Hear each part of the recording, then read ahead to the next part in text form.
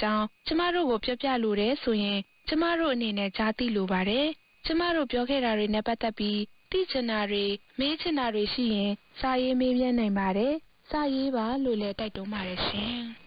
ကျမတို့ဟန္နာကလျာအေးရိတ်တာအဖွဲ့ရဲ့မျော်လင့်ဝေဖျားမိမသားတို့ကပါအစီအစဉ်ကိုတော်တာရှင်မိတ်ဆွေအနေနဲ့နှစ်သက်သလိုတနည်းနည်းနဲ့အထောက်အကူဖြစ်စေလိမ့်မယ်လို့မျှော်လင့်ပါတယ်တော်တာရှင်ရဲ့ခန်းစားချက်တွေကိုလည်းအသိပေးစာရေးနိုင်ပါတယ်ရှင်အတက်နိုင်ဆုံးအကူအညီပေးဖို့ဆန္ဒရှိပါတယ်သိကျင်တာတွေပြောပြကျင်တာတွေဆုတောင်းပေးစေချင်တာတွေကိုမေတ္တာအလင်းလေလိုင်းသံမျော်လင့်ဝေဖျားမိမသားတို့ကပါအစီအစဉ်စာရိုက်တစ်တာအမှတ်354ဗဟိုစာရိုက်ကြီးရန်ကုန်မြို့မေတ္တာအလင်းလေလိုင်းသံမျော်လင့်ဝေဖျားမိမသားတို့ကပါအစီအစဉ်စာရိုက်တစ်တာအမှတ်354ဗဟိုစာရိုက်ကြီးရန်ကုန်မြို့သို့စာရေးသားဆက်သွယ်နိုင်ပါတယ်ရှင်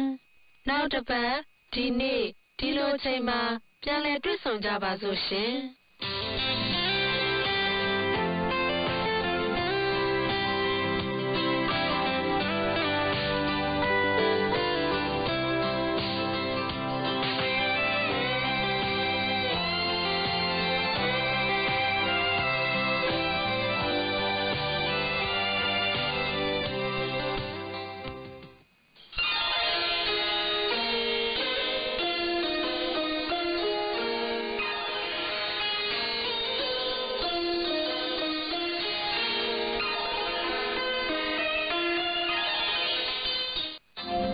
Thank you for tuning to Reach Beyond Australia.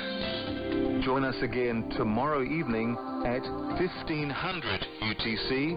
or 9:30 p.m. in Myanmar on this same frequency of 11870 kilohertz in the 25-meter band.